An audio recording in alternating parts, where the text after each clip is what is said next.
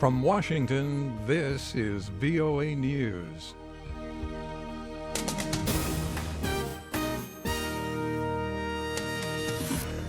I'm David DeForest reporting U.S. and Iraqi authorities say Islamic State fighters are surrounded and contained in western Mosul. Iraqi troops seized control of the last road leading out of the city on Sunday. U.S. Envoy Brett McGurk, speaking Sunday in Baghdad, said ISIS is trapped. In total, in Iraq and Syria, coalition-enabled operations, that means our coalition supporting local partners, including Iraqi security forces, have cleared 50,000 square kilometers of territory from ISIS. The envoy spoke as Iraqi General Abdul Amir Rashid Yarallah reported that elite troops of the Iraqi Counter Terrorism Service spearheaded a push toward the edges of Mosul's densely populated old city.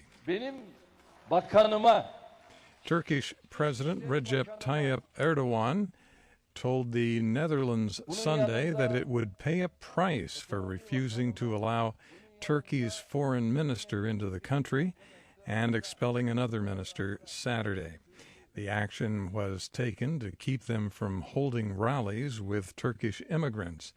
Those rallies were intended to generate support for Mr. Erdoğan's bid to gain sweeping new powers in a referendum. South Korea's ousted President Park Geun-hye apologized Sunday to her supporters for failing to fulfill her duties as president.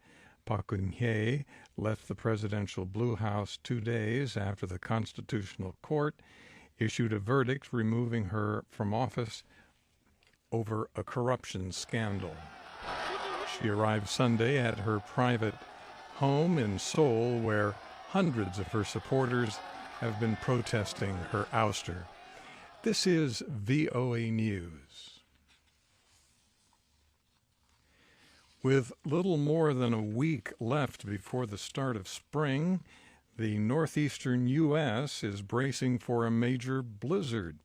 The National Weather Service is forecasting the bitter blast to roll up the coast Monday night and into Tuesday for most of the region.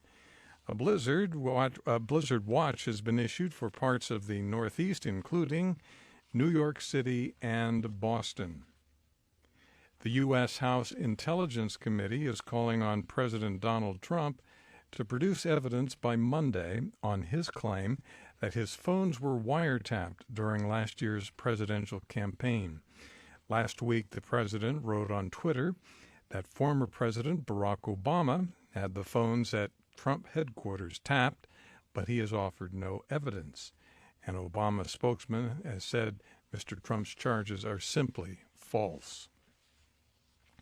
France's conservative presidential candidate, François Fillon, has apologized for his party's anti-Semitic tweet aimed at rival Emmanuel Macron. Fillon has said he always fought against such thinking and has asked Republican Party officials to take action against whoever was responsible. He was once favored to win the French presidency, but now trails Macron and Marine Le Pen.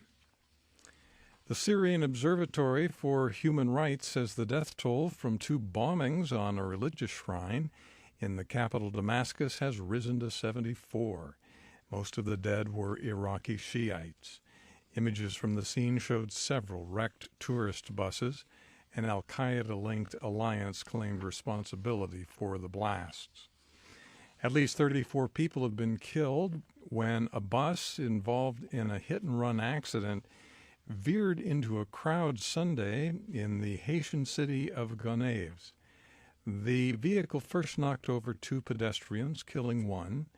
Then, as the driver tried to flee the scene, he rammed the bus into a band of street musicians, leaving 33 of them dead at the scene.